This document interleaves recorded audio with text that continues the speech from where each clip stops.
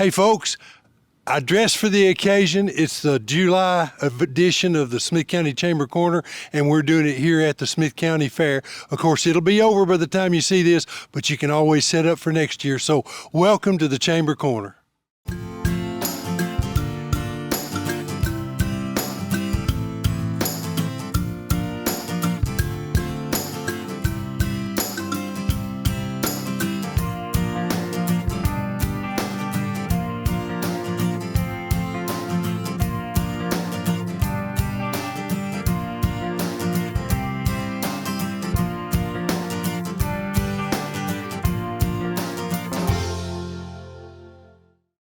Okay, we're here at the fair, and this is a wonderful place to be. And if you didn't get a chance to come, because by the time you see this airing, the fair will be over, and we'll be looking at next year.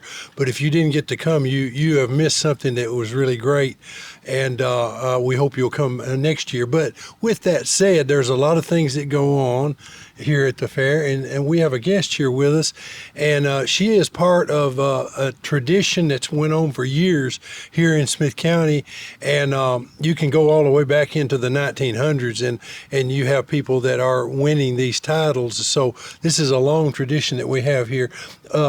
Kenley, would you introduce yourself and tell them, I guess, where you go to school and maybe your community that you live in? So I go to Gordonsville High School, and I'm Miss Teen Fairest of the fair, and I live in Gordonsville, actually, so I've been going to Gordonsville my whole life. Okay, and you are of the Duncan clan, right? Yes, sir.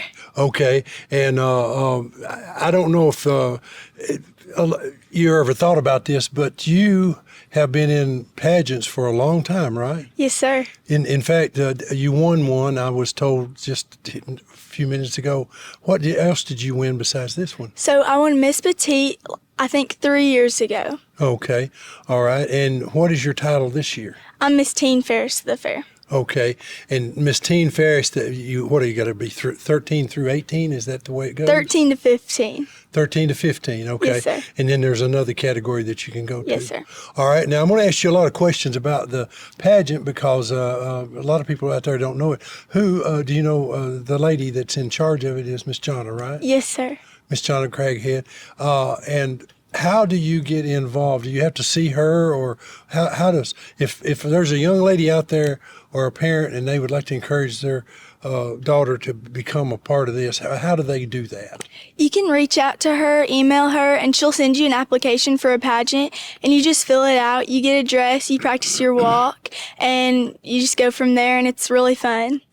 Yeah, well, and that's some people would be terrified, but you seem pretty comfortable with it, and yes, sir. And you know, we're all built different, and it's funny to me that some of us are real nervous when we grab a mic, and some are not. So you're one of those folks that it's fairly comfortable for you, and that's a good thing. That'll do you well. You planning on going further? Yes, sir. I hope to become Miss Tennessee one day, but we'll see what the future holds. Oh, man, that would be great. You know, we have had a lot of famous people come out of Smith County, and I certainly hope you're one of them because you got a bright future ahead of you, and you're starting early enough to where you can learn the ropes. You know, a lot of people don't realize that, but you've got to take these steps to where you know what to do. Yes, sir. And now, how much do you practice a lot, or is it pretty well come natural to you? I do love to prepare before pageants. Sometimes it doesn't happen always because I'm involved in a lot of sports, but it is really fun, and it kind of does come natural, but I like to prepare.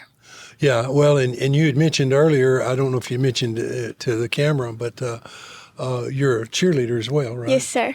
Okay, and which group? They have two sets of cheerleaders at Gordonsville, don't they? Yes, I'm in the high school group, the GHS group. Okay, well, but do they have basketball and football, or all the cheerleaders for both sports? We have a competition team, and then our varsity team is just basketball and football. Oh, okay. So they have them both doing that. Yes, sir. Well, that's a good thing. My wife, back in another lifetime, I was a football player. My wife was a cheerleader, and that's one of the ways that we kind of got together. And we've been married 53 years, so it must work. Yes, sir. But anyway, Gordonsville High School is a good place to learn a lot of good things, yes, and I hear good things about the school. Yes, sir. So we're glad that you're with us here today. Is there anything else you want to tell us about the pageant in general? I think it's great working with Jonna. I love being on stage and seeing those judges' faces light up when every single girl walks across the stage, and it's really fun. Yeah, well, and that's what it should be. You should enjoy that. Well, I'm so glad you came to be with us, and I believe that I'll see you wearing a Miss Tennessee sash someday. Yes, sir. I hope so. All right. Okay, we're here at the fair, and I don't know if you intended this, but I thought fair dress, we need to kind of look the part. And so that's why I wore this shirt that I have on, and yours kind of fits in. I was thinking the same thing. Yeah, there you go. Yeah, Jenny, introduce yourself, please. My name is Jenny Penuel. I'm an art teacher at 3 of the county schools, and I help organize events for the Carthage Junction Depot. Okay, and you may want to hold that mic a little closer. Yeah. Sorry. Anyway, Jenny has been working with this. How long have we been working with the depot now? It's years. 3, 4? Yeah, at Something least. like that. Mm-hmm. At least. And you do a lot of good art shows over there. We've got some talented people here in the local We do. area. We have a lot of talented artists. The trick is just getting them to come out of the woodwork to show with us. Yeah, there you go. And you usually do what, a one-day show Yes. with a single artist? Is that correct? Not necessarily all of them with single artists. Some of them are calls for work like around a theme. Some of them are one-person shows, and then we also have things like what's happening this month on the 11th is our art co-op sale, where artists and craftsmen and just people who make things by hand can come and set up a small display, and folks can come and shop with them. So we have a couple events like that involving the community and things like that. Trying to get people together and see a good variety of people who are talented in our community. Yeah, and sometimes I forget, maybe not everybody out there knows exactly where we're talking about. So we're talking about at the Carthage Junction Depot, and if you get off I-40 and you turn left going toward Carthage, as you come into South Carthage, when you see the Welcome to South Carthage sign, you'll see the depot right there on the right. Mm-hmm. And that's where the art shows take place, at the old Carthage Junction Depot.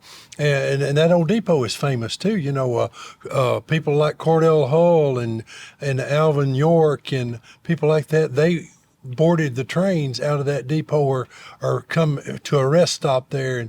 And so there's been a lot of famous people in there. Of course, there's famous people in there now, right? You and Keith, right? Well, I don't know about being famous, but we sure do enjoy the building. And it's a beautiful old historic space. We do have a small train museum in the front room. And then like he said, once a month on a Saturday, we have an event so you can come and look at the small museum or see a selection of artworks by a variety of people. Yeah, and it's a great place for that to happen. Now, I don't think you do this every time, maybe only once a year or something, but you have had food vendors in the past too, is that right? We have. Occasionally, yes. Yeah, and who knows, maybe that'll grow and things will get better. Now, your cohort on this, actually, there's several of us involved, but the main cohort for you is Keith Williams, I believe. Right. And you and Keith have personally put some art into the museum as well for sale. Is that correct? Yes, sir. Okay, well now, if you want to see some of their art, and I believe it's more yours than Keith's, but at the Chamber of Commerce, I've got several pieces that you guys did that we liked them so well we purchased them for the chamber. That was from a travel poster contest. And if you're interested in getting involved, we would love to have more artists from the community come out. Just get in touch with us through the Carthage Junction Depot Facebook page, through Messenger, and we'll answer and hopefully find a way to get you involved either as a participant artist or as a volunteer. We'd love for the community to grow. Oh, yeah, that would be great. And we'd love to see more art shows and bigger art shows. And you have a pretty good following because every time I go by on the Saturday you're there, the parking lot has lots of cars in it. Like you said, hopefully growing each time. Yeah, that's true. And if you are a kayaker, the kayak ramp is right behind the depot if they want to do that. Well, Jenny, is there anything you want to mention about future upcoming events? Check out the Facebook page. We'll have the full calendar of events under the events tab. Like I said, we have the art co-op sale on the 11th of July. August 18th is the next show after that, and that one is going to be a surprise show. That's to be announced. In September 19th is going to be a show about the great outdoors, about hunting and fishing and things like that. And as you know, we have a wealth of that here in Smith County, and hopefully the artwork will reflect that. Yeah, and you guys, I really appreciate, like I said, and I'm going to mention it again, the art that we have in the chamber, a lot of the posters that we have, I think they were so well done, and you guys do a wonderful job, and I really appreciate what you do. If you can't remember what Jenny said, call the chamber. We'll get you in touch with them. If you are an artist and you're making something in this county, we would love to see you do an exhibit there. Or if you don't think I have enough to do it, they can bring a single piece or whatever. Sure, just look out for exhibit with somebody else. Yeah, look out for themed shows like this wildlife show. If you have something that you think would work with that theme, give us a holler and we'll find a space for you. There you go. All right, Jenny, thank you very much. Appreciate you coming by. Thank you for having me. Well, the Smith County Fair is turning out to be a great place to be. And, I'll tell you what, before I get started, introduce yourself, tell them who you're with. Okay. My name is Lexi Tipton. I'm a 4-H agent with the Smith County Extension Office. Okay, and Lexi, you've been working the fair here, and I think, the hog show and judging. Tell us just a little bit about how it was. Yeah, so we actually have that coming up on Thursday. So we're getting prepared for the swine show, getting everything ready, starting to get some pre-registration and entries. So we're really looking forward to it and hoping that we have a good turnout. It's going to be hot, but we're hoping that won't hurt our attendance this week. Well, and it's in a covered area, and they install fans this year. Yes, we're very excited about the fans. Yeah, that's so for sure. that is a big deal. If you're coming to the fair and you're out there in that covered area, the fans are really nice. Well, now let's talk about, you're involved in, of course, extension throughout the year. So maybe some upcoming things that you want to talk about. Yeah, so with 4-H, the biggest thing that I personally have going on right now is our dairy judging. So we are practicing each week for the dairy judging evaluation contest that's going to be held at MTSU in July. And so I'm super excited for our 4-Hers to be a part of this. This is a contest that we haven't done the past few years in Smith County, and we've had some really good attendance at our practices. So that's the biggest thing coming up. And then after that, we'll be participating in some different things at the state fair and just getting ready to start off school clubs back in September. Right. And I don't know if you're involved in the lunch and learns, but that is turning out to be a great thing, when they're doing those throughout the year. And I know you attended the last one. Yes, with the Cut Flowers Lunch and Learn with Katie Martin. Yeah, that turned out great, and it was super fun to go to. Yeah. Okay. Well, is there anything we're missing or anything else you want to talk about? I don't think so. We're just looking forward to finishing out the fair week. All right. Well, Lexi, thank you for coming by. Yes, thank you. All right, still at the fair, and it's a really nice warm day out there. It is. Well, introduce yourself, tell them who you're with, and I think you got a special status here. You want to tell them about that? Yes, sir. So hi, everyone. My name is Courtney Dickens. I am the UT Extension Altria summer intern this year. I'm really excited to be here, and I'm loving every minute of it. Well, that's wonderful, and that special status, the intern part, that means you're still in school, yes, sir. Still learning, and you're going to pick a career. What year are you in? I'm currently going into my junior year, but I only have a year and a half left. So. Okay, so you got ahead of I'm a semester ahead, yes, sir. Yeah, that's a wonderful thing. You'll appreciate that. Well, now, what was your involvement here at the fair? What did you get involved in? Okay, so I mainly take care of the sheep show. That's kind of my cup of tea. That's what I showed. So that's kind of what I run here at the fair, or I guess at the fair. So, yes, sir. Okay, well now, sheep show judging, what do they look for in a when you're doing a sheep? Somebody like me that's uninitiated, I see a sheep and I might say, oh, man, that's pretty, but that's about all I know about it. What are a few of the kind of highlights that they look for? So especially here, the kind of sheep that we more show here in Smith County and around like the middle region is more slick-sheared sheep. So they're looking for a lot of muscle and capacity. It just depends on if you have breeding sheep or if you have market lambs and commercial use. And a market lamb is going to go out to slaughter because that's how we get our lamb and our high cuts quality meat there. But more so it's muscling and it's capacity and stuff like that. Okay, and we've got a lot of new restaurants. So like there's one down Highway 70, and for I don't know how many months I was ordering the number one, and I was really liking it, and I found out it was lamb, and I thought, well, okay, that's really good. Right. So I've continued to eat that, and I don't know if a lot of people realize that that's something that people eat a lot of in the world, I guess. They do. Okay, sheep show. There was something else as an intern you're doing a little later on in August. Is that right? Yes, sir. So August 4th, I have my presentation. And so Altria is actually a tobacco-centered research facility up in Kentucky. And that's who helps with my internship. That's what my internship is focused around this year is tobacco. And so that's kind of what I do. I go out in fields here in Smith County and I look at tobacco and I watch the growth. I see disease. I help identify disease and all kinds of things. And so I'm doing a presentation August 4th about all that I've learned.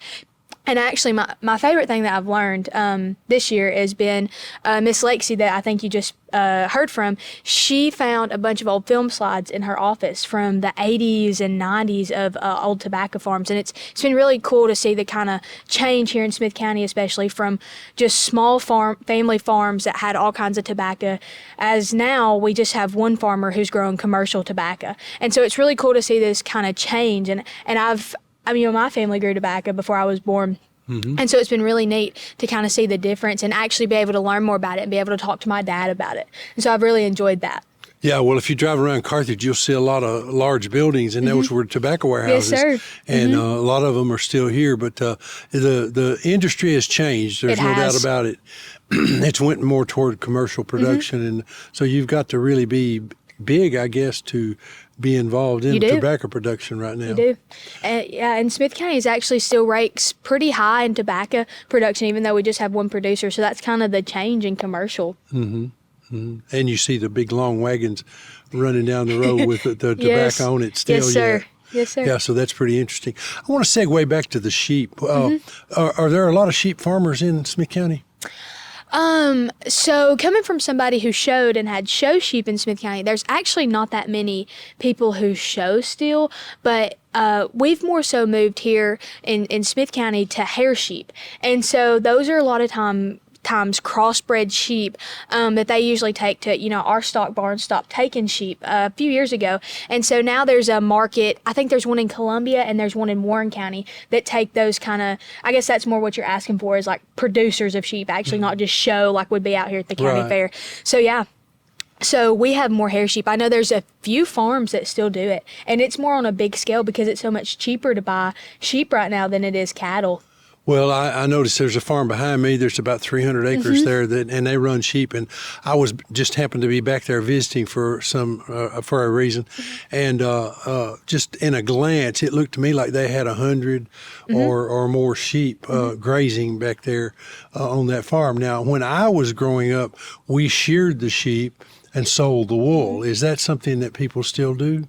So I still have a couple of wool sheep at my farm. I actually sold out of all of mine. And when we were getting towards the end of my show career, we would shear the sheep and we'd actually pay somebody to come in and shear. And that wool, you can't really send it off to sell. It'd be more expensive to send it off to sell it than it would be the money you would get back. There's no really wool market anymore, not here in the United States. It's more, and if it is here in the United States, it's more up north, not really here in the South or the West, because a lot of people have moved to those bigger hair sheep operations and not wool sheep. But I know that there is a market for it in other countries like Scotland and places like that. Right. Well, when I was out west visiting, they actually was with a group of people, and they served mutton in one of the meals, and of course that's sheep, Yes. And it actually was pretty good. So I've had some culinary excitement because I'm not going to like that, and then you find out it actually does taste good. You mentioned hair sheep. What do they do with the hair sheep? Are they just for show strictly and to graze, or do they sell the hair? Or how do people make money with sheep? Okay, so people make money with sheep, especially hair sheep. That's what my parents have more gotten into, especially after we sold all the wool sheep, because you can show hair sheep. Because I know a lot of people who show like Dorpers, and they're just really muscular hair sheep. But there's also Katahdins, and I found here that that's usually what our market is Katahdin hair sheep, but sometimes crosses, because they're such good, like they have good lambs and they're good mamas because of their genetics and how they are, especially that breed, because different breeds of all different kinds of animals have different genetics and mothering qualities. So those Katahdin hair sheep are just typically the best at everything. And so that's how come our market has moved more to that breed specifically. But show-wise, you can show just about any breed of sheep. And then they have divisions for like crossbred. That's what your commercial ewe and market lambs are. They're crossbred. But then you have breeds, and you can show just about any breed of sheep. And so most of that is lambs for slaughter then, that is the way that they're making their money on the farms that have sheep. So if you are a sheep producer, you make your money based off of slaughter and how the market is. And right now the sheep market is relatively okay. It has been flooded a lot because of the cattle market also influences the sheep and goat market way more than you would realize, because people were wanting to get into that. And because cattle are so expensive to buy right now, people are buying more sheep and goats. And so that's flooded our local markets because, like I said, there's not very many local sheep and goat markets. Yeah. Okay. Well, that all makes sense. So, okay. Well, thank you for coming by. I hope you enjoy your internship here, and we hope we see you again, maybe in another year or two. Yes, sir. Thank you. That'd be great. Thanks for coming by. All right. We're still at the fair, and the fair is really hot this week, isn't it? It is, but a good week. It's always so exciting to see everything come together. We spend a lot of time planning for the fair, going to fair board meetings, and there is something really exciting about watching it all come up. And then people came for the first time last night. So always a good week, always a busy week, and especially in a hot week this year. Oh, yeah, and it's worth it. It really is. Introduce yourself. Tell them who you're with. I'm Rachel Petty. I'm one of the 4-H agents at the UT TSU Extension Office here in Smith County. Okay, now, Rachel, you generally talk about 4-H. In fact, you wore your shirt. I did. I'm a little casual today. We were setting up chicken pens earlier, so. So go ahead and tell them what's going on with 4-H in this summer. Absolutely. So we just got back a couple weeks ago from 4-H camp. That's one of the big things that we do every summer. We took 25 kids this year, so a little fewer in number, but high in quality. We had a really great group go to camp, a good group of volunteers. Courtney, that you were just talking to, jumped in and actually convinced her fiance to come to camp as a volunteer with us for a couple days this camp week. So it was a great time. The kids always have such good experiences, a lot of life skills, a lot of social, emotional skills happen at camp, as well as just a lot of fun. So they get to zip line, they get to kayak, they get to swim, they get to hike, they get to do leather crafts, and lots of different things that kids have never tried before. And it's a really fun week. So that's our big kind of highlight of the summer. And then we have another really exciting thing that is happening in just a few weeks from now. So our senior high wildlife judging team from Smith County, they won their regional contest back in May. They went on to advance to the state contest that was held earlier this month at the Latimer Scout Reservation just down the road in Sparta. They competed at that state contest. They won the Tennessee State Wildlife Contest, and so we are headed to the South Carolina FFA Leadership Camp in Myrtle Beach in just a few weeks at the end of July for those kids to compete in the national wildlife judging contest. So we were really proud of those kids and really excited about that trip. They are all older senior high students who have worked for this for a long time. So it was really rewarding to see all of the pieces finally come together for them and get this chance to represent both Smith County and Tennessee at the national stage. Boy, that is wonderful. And you've had a lot of kids in the past that have went to national stages from Smith County, and it looks like the tradition is continuing. Yes, a few years ago, actually, some of these same kids, I think three of the four of these same kids in 2023 that summer competed in the National Forestry Judging Invitational in Weston, West Virginia. So we had a really good time. That was kind of right after I started as an agent, not too long into my career. So that was a really fun trip, and I know our trip to South Carolina will be the same. So seeing these kids work at kind of related areas, so programs in the natural resources. I know one is a senior that just graduated. He's planning to attend Tennessee Tech in the fall and pursue a career in natural resources, in part because of his 4-H work. So these kids really find things that they enjoy, that they're good at, and sometimes become careers for them. So that's rewarding to see as well. It's life skills that they're using in other places, even if they're not pursuing careers in the natural resources. Even the skills that they're learning, being able to defend themselves out loud to a judge, being able to think critically, work as a team, all of those skills transfer into anything else that they might do for their future. Boy, that is wonderful, and you guys do a wonderful job. Well, do we have any upcoming events? I know we're right in the middle of the fair, but when this airs, the fair will have been passed. So have you got any upcoming events that we want to talk about? So really just finishing out the summer with some other camps. So I am assigned this year to our Central Region Culinary Camp. We've got a few kids that are going to that from Smith County. I think there's 4 students from Smith County, 1 teen leader, and then myself, and then students from all across the Central Region as well. It's held on the campus of MTSU. The theme this year is Cajun Craze. So we're going to talk about how to make some traditional Cajun food and a little bit about Cajun culture. So that's what's next on my radar. And then we go on that national trip, and then it'll be August and school will be starting back. So it all just kind of rolls in a cycle, and things roll around really quick. So once August starts, we'll be thinking about our in-school club programming again. So starting emailing teachers, making those connections in our school system, and then we go back in the classroom in September, and kids start working on their 4-H speeches after we elect officers, and we do it all again. So summer busy, and then we'll get started with our school clubs. Okay, and mentioning school clubs, how do they join? It's certain grades and people get involved through their school, right? Yes. So we meet with all of the 4th through 6th grade students in public school in Smith County. So if your child is enrolled in a Smith County public school, then we meet with them in the classroom in 4-H. We meet with most of the 7th and 8th graders as well, but we do meet with all of those 4th through 6th graders. So we come into the classroom during school time and conduct our 4-H meetings, and then all of this after school activities are optional for kids to participate in. So our forestry judging, our wildlife judging, poultry judging, things like that happen after school, but we elect officers in our school clubs. Students give 4-H speeches, they can do posters, demonstrations, so those traditional 4-H contests that we think about are what happens in our club meetings. And then we also have a thriving 4-H homeschool group. We've got a lot of families that participate in that. It is open to all 4th through 12th grade homeschool students. We meet once a month right here at the Smith County Ag Center. Typically, it is the last Tuesday of the month here in the big room at 10 a.m. And I have a calendar. We actually just set those dates last week. So I have a calendar. If you're interested in joining that homeschool club, you can email me rpetty@utk.edu to get more information about our homeschool club meeting. Okay, and of course, give them the contact for the office in case they forget that. Yes, so our office number is 615-735-2900. You can talk to me or you can talk to Lexi about all of the 4-H things going on. And of course, when you call, you'll probably get Miss Nancy up front, and she knows everything that is going on in our office. She kind of has her hand in all of it and helps keep us straight for all of the things that we're doing, because there's a lot. I feel like every time we come on here, there's just new things to talk about. Our kids are involved in a lot of things, and obviously finding a lot of success, and that's so rewarding to see. I love working with the kids. I love seeing the program grow, and I think we're in a really good spot.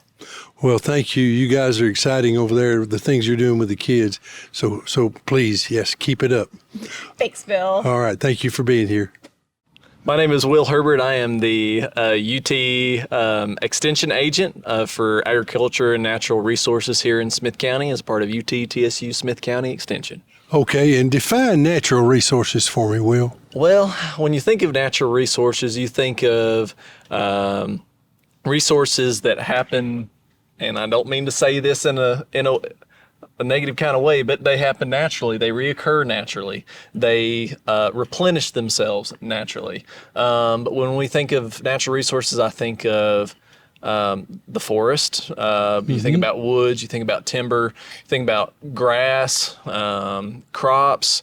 Then you start thinking about water resources. So there's a lot of things that kind of cover natural resources in that sense. So your umbrella is pretty big then when you talk about natural resource, as far as from UT Extension's perspective. I believe so. And I believe, too, that natural resources bleeds into agriculture and agriculture bleeds into natural resources. So you have to kind of have that balance of both to have a successful and conventional way of doing things. Well, right. Well, to replenish the earth, Yes, sir. which is the good phrase that we should be using and thinking about. It means that we've got to take care of it so that it's there for the future generations. And that's what farmers have always been about, in my opinion. I believe so. And there's a lot of people out there, that advocate for farming, but may have the wrong viewpoint from a farmer who's farming land and grows row crops and thinks, they're not replenishing the land the way that they're supposed to. But those farmers care a whole lot more about their land and than anybody else because it's theirs. And it's theirs to take care of, so they take pride in that. Okay, well, we kind of segued off into a general discussion there, but anyway, I'm sure you had something specific on your mind you wanted to talk about? Well, sure. So we've got the fair going on right now, but I'll get into the fair in just a second. But as far as UT Extension programming, it was last week. We had our cut flower lunch and learn.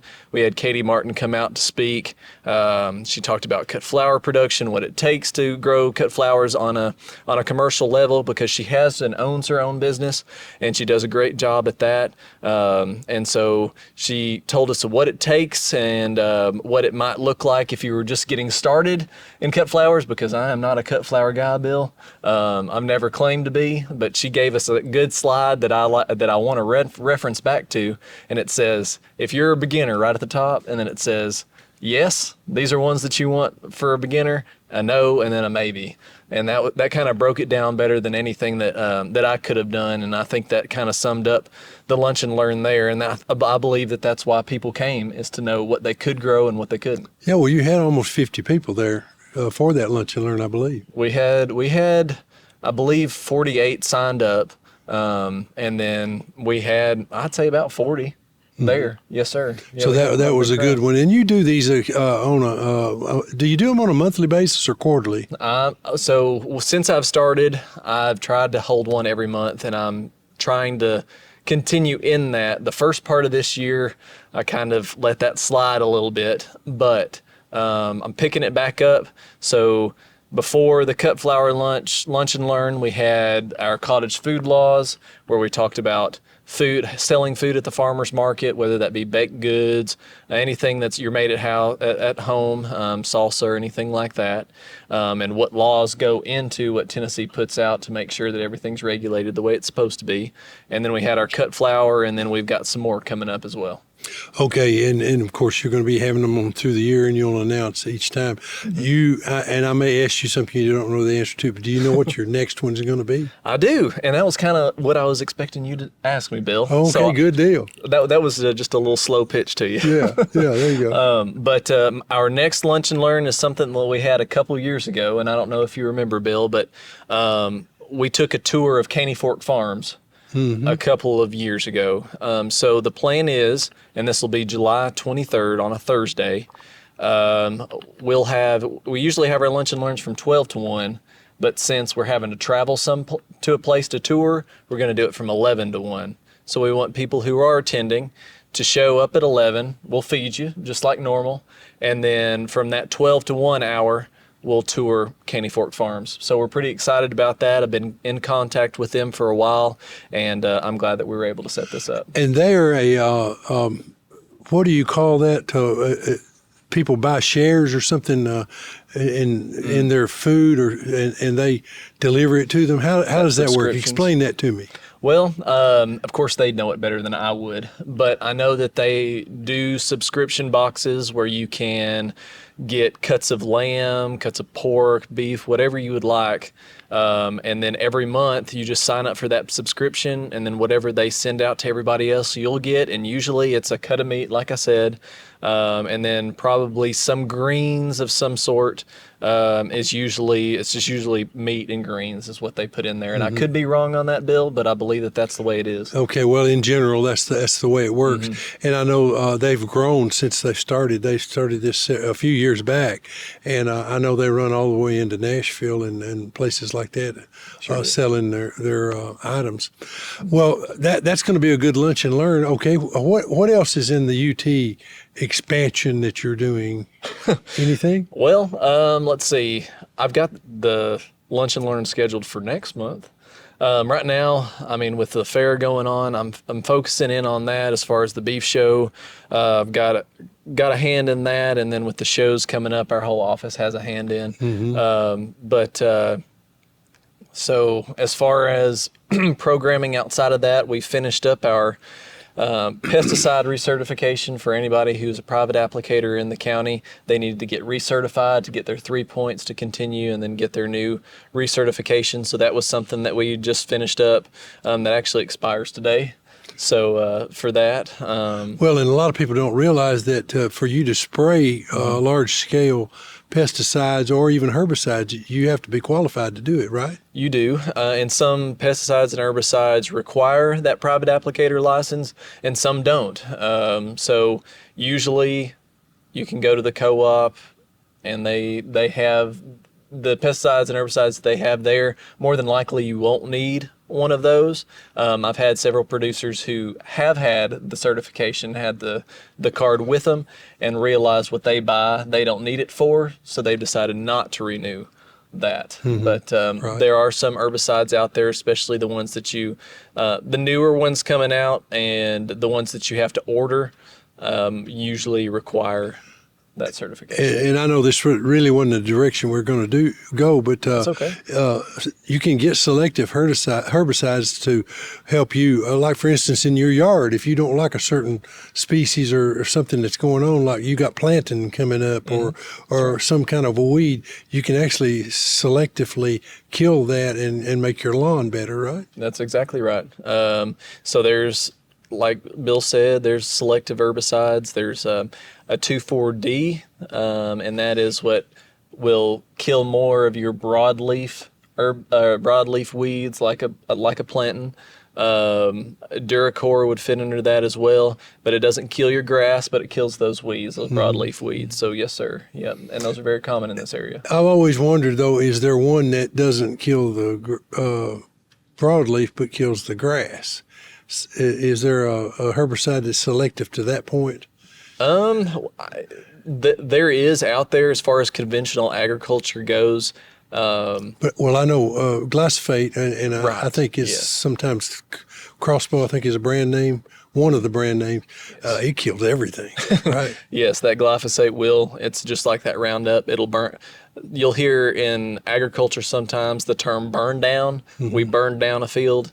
They're applying that glyphosate to that field to kill everything in that field and start over. Usually they'll spray it, and then they'll reseed with the seed that they And like. that doesn't affect the seeds that they put down because it just goes into the plant itself. Correct. Yep. It just affects that foliage. Oh, okay. All right. Yes, Well, sir. that's interesting. No, I'm sorry. I got off topic that's there a little okay. bit. That's all right. But, okay. Well, anything else coming up that you want to talk about? Well, of course, this is all about the fair, right? We're here at the fairgrounds. We've got livestock shows coming up. Tomorrow evening, we have our beef show where we're expecting quite a few come. Of course, we've talked about, and everybody's talking about how hot it is outside, right? We got to care for our livestock. So if you have any livestock out there, make sure that they have a good water source. Make sure that it stays supplied with fresh water, not just stagnant water, especially during these times. Our cattle have ways to cool down, but if you have other livestock like swine, pigs, if you have sheep, those have a more difficult time in the heat. So just make sure that they have what they need to cool themselves down. Okay. So during this time, it's when it's hot like today, and heck, I want to stay here in the AC if I can, Bill. And so I know our livestock are suffering from that same thing. So, but we have our livestock shows coming up, and we're excited for those that are coming to attend, and it'll just be a good time all around. Okay, well, it's a good time to be at the fair in Smith County, no doubt about that. That's exactly And right. of course, by the time you see this, that fair will have been It would have been passed, but yes. they can anticipate the next year and get prepared for that. And so if you're a livestock producer and you want to, show an animal in here, is there an application, or do they just kind of watch what's going on, and do they need to contact you guys to get involved in that? Usually, yes. Most of the livestock shows we handle or comes through our office or one of the people in our office. So calling the Smith County Extension Office is a safe bet to do. Our goat show is a little bit different. That is handled by another family. So you probably just get that contact through the fair book when it comes out next year. Okay. All right. Well, if we've covered it, I guess we'll move on. But thank you very much for coming by. Well, thank you for having me, Bill, always. Yeah, and just remember, stay cool. Yeah, you as well. All right. Okay, we're here at the fair, and we've asked one of our special guests to come over. This is a young lady that we've known for several years now, and you have a new business I do. that you were actually working at, and you've taken over. So introduce yourself to them and tell them your new name. Congratulations, by the way. Thank you very much. Christina Williams now, just married on Sunday, actually. And yeah, Well, it's Christina's restaurant, right? Yep, it's Christina's Diner in Gordonsville. Okay, and here's the thing I love about it. I asked you to bring a menu Yes. with you, and your menu has changed just a little bit, but it's pretty much the same. It used to be called BB's Bistro, and the menu has changed just a little bit, and you've changed the interior just a little bit. Is that right? I have. I've created kind of more of an old diner feel. I really wanted a place where people could come just sit down and just feel comfortable. So, Well, what I like about it is the first time I went in, I've been in a couple of times since then, but the first time I went in, I looked over to the right, and you had that bar sitting to the left. yes. You had a bunch of people. It was sitting full there, and they were all talking. It and was talking back fantastic. and forth. And then you look in the restaurant, and there was a lot of people sitting in there. Yep. And I think you've achieved your goal of getting sort of a relaxed feel and people being able to converse with each other. Well, thank you very much. And my husband actually built that bar for me. Oh, did he? He sure did. Well, It's he did beautiful. a wonderful Yeah. job. He may not want to tell people that. He might be getting some requests. Yeah, probably. I know I probably should have kept that to myself. Yeah. But the restaurant itself, you got your new sign up, and so it's officially Christina's now, and it's dinner and shakes. And I don't know if you had shakes before. I didn't know that, but We did not. Okay, so the shakes is new, and what flavors do we go through from chocolate to vanilla? I know. Chocolate, vanilla, strawberry, Oreo. I have butterscotch even. I'm going to be running a special on those because it's not something that's everybody's favorite. We're doing banana splits. So hot fudge cakes. I really focused on desserts. Well, there's not many places that you can get banana splits in this country anymore. No, It's a pretty special thing. It is. And I wanted them as traditional as possible. Yeah. Well, that is going to be a big seller for you, I think. Of course, when you get my age, you look at a whole one You'll and you have go, to share I don't them. need to eat the whole thing. You'll have to come and share one. Yeah. Well, now, Christina, you were in the restaurant there for years beforehand, so it's been a kind of, I'm not going to use the word easy. It was a less tumultuous changeover than it would have been if you were starting from scratch. Absolutely. I had the benefit of knowing the customers and having relationships with all of them. So the amount of support that I have from all of them is just tremendous. So Yeah. no, not easy, but gracious. It's just all been such a blessing. Oh yeah, and of course you did like most people. In our lives we always have that thing that happens, Yeah. And you had that happen right before your grand opening. You had to do some repairs and stuff. Yes. Yeah, One thing after the other. unexpected. Yep. Yeah. But like I said, blessings, because we would have put everything on the back burner. Yeah. It just would have been how it was, and no big deal. And I'm happy I was able to take the time and do everything and just make it perfect. Well, in the time I was over there, the couple of meals that I've had. By the way, if you got a group and they want to go over for a breakfast or something like that, Christina's is a great place to go because they have the room in the back where you can kind of be separated and meet together. And we do a men's breakfast there every so. In fact, we're coming July the 18th, I believe. Okay, I'm pretty sure I have that one on my calendar. Okay, well, we confirm that. But it's a good place for you to have a group meeting, or if you just want to be with friends or something like that. All they got to do is call you and reserve the room. Absolutely, and it fits about 30. Yeah. It we generally don't have that many. About 20 is about the group for us, but it's very comfortable and it's a good way to do it. And also, I think does the Rotary Club, they still meet there on Fridays? Rotary is there at noon every Friday. Yeah, and of course you're still making the pizzas, right? Yep.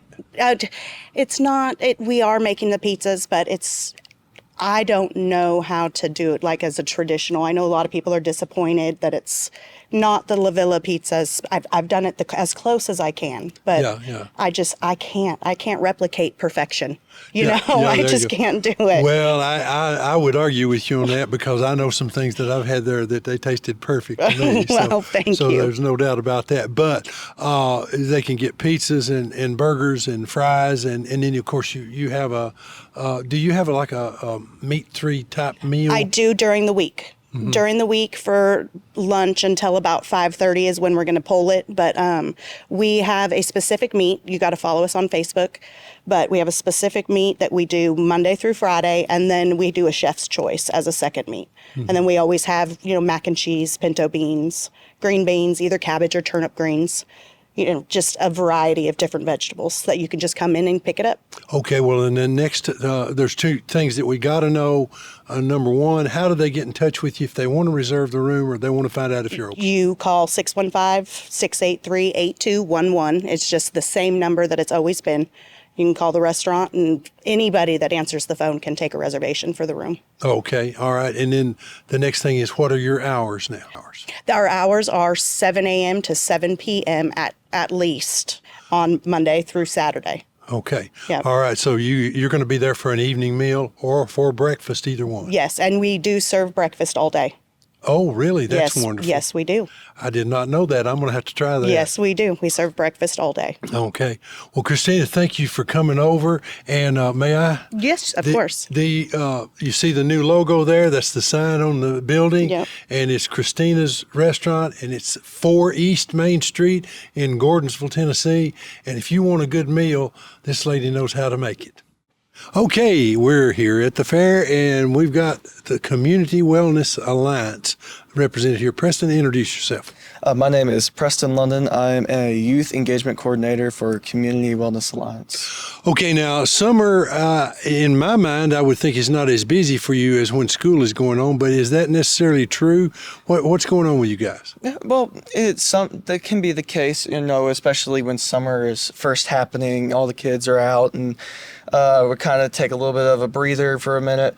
But around this time, we start to get everything back into order, and we're starting to go and do a whole lot of planning, a whole lot of stuff coming up in the beginning of the school year for the kids, and we're really excited to do that. We've got something coming up actually on the 7th of July, so it'll be the week this airs. We'll have a Christmas in July, which will have a popcorn, candy, and read to some of the kids who are out in the playground. Just have a good time, Okay. All right. And of course you do events on into the year as things go on. And I know you usually have a run, I think, over at the track in South Carthage. That's in another couple of months or something like that? We're having ours. Usually we have it in September, and this year we're moving it to October. We usually get rained out, and so we figure that it'll be a little bit cooler for everybody, and it won't be as likely to rain in October. So we're excited to have that for the first time in that month. But I think we're going on 4 years of doing the Walk for Recovery in Rails to Trails in South Carthage. And I think this one's going to be our best one yet. I'm really excited about it. Well, there may be some folks out there that don't know what the Community Wellness Alliance is. Now, you years ago were called the Drug Prevention Coalition, but the name changed to Community Wellness Alliance, which I think is very fitting. But tell people kind of what you do in an overarching manner. Yeah. So overall, what we do is we go and we do drug prevention work. So, and particularly, we go out in the community and we give out resources for people who have like maybe don't know about topics such as like vaping, drugs, alcohol. We give them resources in order for them to educate themselves so that if they were to go and make that decision to use or to drink, that they have as much knowledge as they can. And of course, our job is to prevent, and so we're going to be advocating for you not to, but we want you all to have as much knowledge on these topics as you can. And so that's pretty much what we do for both the youth aspect and for the adult aspect of things.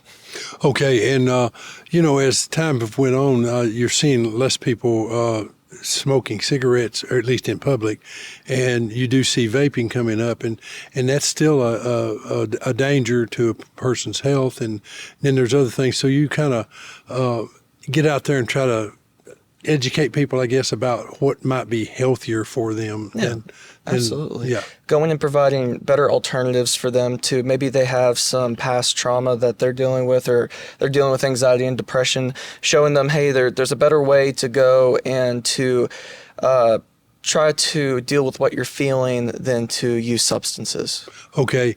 And what are you particular age group? Do you go through the whole community? How does that work?